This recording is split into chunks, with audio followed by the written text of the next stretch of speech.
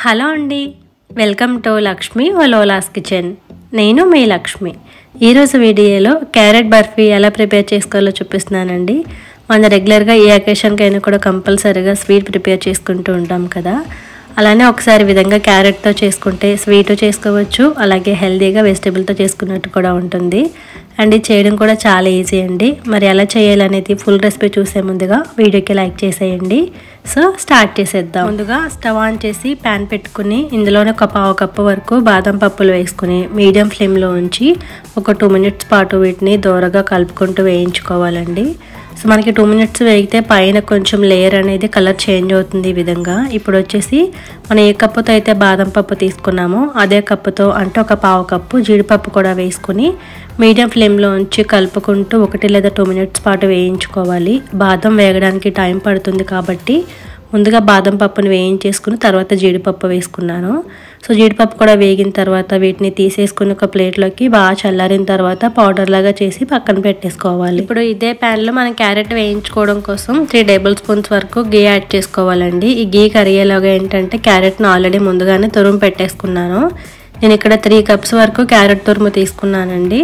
So మనకి గీ అంతా బాగా కరిగిన తర్వాత తురుముకొని ఉంచుకున్న క్యారెట్ తురుము అంతా కూడా ఇందులోకి యాడ్ చేసేసుకుని అదంతా కూడా బాగా కలిసేలా కలుపుకోవాలి. అంటే నేతిలో బాగా వేయించుకోవాలన్నమాట క్యారెట్ తురుము. మనం క్యారెట్ హల్వాకి ఎలా అయితే వేయించుకుంటామో అలానే అయితే మీడియం ఫ్లేమ్లో పెట్టుకుని 2 నుంచి 3 నిమిషాల పాటు కలుపుకుంటూ ఉంటే ఇదంతా కూడా బాగా వేగిపోతుంది. అంటే క్యారెట్లో వాటర్ కంటెంట్ ఏమీ లేకుండా కూడా అంతా ఎగిరిపోవాలి. తర్వాత ఇందులో 1/4 కప్పు వరకు పాలు యాడ్ చేసుకుంటున్నానండి. ఇవి కాచిన పాలైనా పర్వాలేదు, పచ్చి పాలైనా పర్వాలేదు. సో 1/4 కప్పు పాలు వేసుకుని మీడియం ఫ్లేమ్లో ఉంచి అంతా కూడా బాగా కలుపుకోవాలి. మనం ఈ క్యారెట్ తురుము ఉడికించుకోవడం కోసం ఇక్కడ పాలు యాడ్ చేసుకున్నామండి. ఇప్పుడు మూత పెట్టేసుకుని 2 నుంచి 3 నిమిషాల పాటు ఉంచుకుంటే మనకి క్యారెట్ తురుము అంతా కూడా బాగా కుక్ అయిపోతుంది. సో 3 minutes తర్వాత చూసుకుంటే పాలన్నీ కూడా ఎగిరిపోయి ఉండాలి అండ్ క్యారెట్ కూడా బాగా కుక్ అయిపోతుంది. ఇక్కడ చూపిస్తున్నాను చూసారు కదా, ఈ విధంగా ఉండాలి. ఇలా ఉడికిన తర్వాత ఇందులోకి ఒక 1/2 cup వరకు మిల్క్ పౌడర్ యాడ్ చేసుకోవాలండి. సో మిల్క్ పౌడర్ మన పైనుంచి విధంగా వేసుకుంటూ ఉండాలి. తర్వాత ముందుగా వేయించుకున్నాం కదా డ్రై ఫ్రూట్స్, అవి పౌడర్ చేసుకోవాలని చెప్పాను. అండ్ ఆ పౌడర్ని కూడా వేసేసుకొని ఇవి రెండు కూడా క్యారెట్ తురుములో బాగా కలిసేలా కలుపుకోవాలి. మిల్క్ పౌడర్ కొంచెం ఉండల్లాగా ఉంటుందండి. సో ఉండలు కట్టకుండా వాటిని మ్యాష్ చేసుకుంటూ కలుపుకుంటే అంతా కూడా బాగా కలిసిపోతుంది. ఈ విధంగా అంతా కూడా ఉండలు లేకుండా బాగా కలుపుకున్న తర్వాత దగ్గర పడుతుంది కదండి, అప్పుడు 1/4 కప్పు షుగర్ కూడా యాడ్ చేసుకోవాలి. స్వీట్ కరెక్ట్గా సరిపోతుందండి. 1 కప్పు క్యారెట్ తురుముకి 1/4 కప్పు షుగరు. కొంచెం స్వీట్ ఎక్కువ కావాలంటే కనుక 1 కప్ యాడ్ చేసేసుకోవచ్చు. షుగర్ అంతా కూడా వేసుకున్న తర్వాత కలుపుకుంటూ ఉంటే ఆ వేడికి షుగర్ అంతా కూడా మెల్ట్ అవుతూ ఉంటుందండి. మనకి కొంచెం పలచబడుతుంది అనమాట. మీకు ఇక్కడ చూపిస్తున్నాను చూడండి, 2-3 నిమిషాలకి షుగర్ అంతా కూడా బాగా కరిగి కొంచెం పలచబడుతుంది కదా.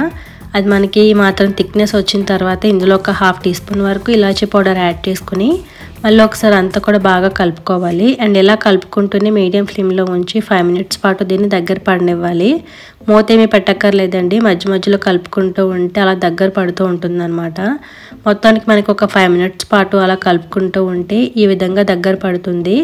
మనకి మధ్యలో కలుపుకుండా ఉంటే కనుక అడగంట వస్తుందండి. సో చూసుకుంటూ కలుపుకుంటూ ఉండాలి. పూర్తిగా ఒక 5-6 నిమిషాలు అయిన తర్వాత ఈ విధంగా దగ్గరికి అయిపోయి ప్యాన్ నుంచి సపరేట్ అయిపోతుంది అనమాట. ఇక్కడ చూపిస్తున్న విధంగా ఇలా వచ్చిన తర్వాత స్టవ్ ఆఫ్ చేసేసుకోవాలి. ఇప్పుడు దీన్ని బర్ఫీలా చేసుకోవడం కోసం ఏదైనా బౌల్ కానీ లేదంటే ప్లేట్కి కానీ కొంచెం గీ అప్లై చేసి పెట్టుకోవాలన్నమాట. ఇక్కడ బటర్ పేపర్ కూడా ఉంటే వేసుకోవచ్చు.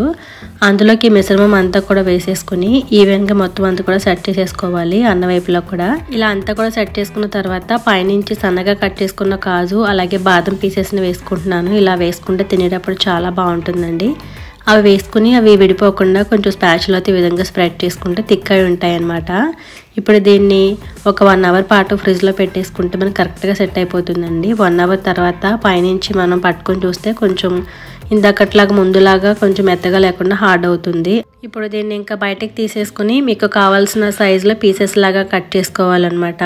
సో మనకి ఇక్కడితో క్యారెట్ బర్ఫీ రెడీ అయిపోతుందండి. చాలా స్మూత్గా ఉంటుందన్నమాట తింటుంటే, అండ్ పిల్లలు కూడా చాలా ఇష్టంగా తింటారు. ఇందులో మిల్క్ కూడా యాడ్ చేసాము, అలాగే డ్రై ఫ్రూట్స్ పౌడర్ వేసాము కాబట్టి చాలా హెల్దీ కూడా.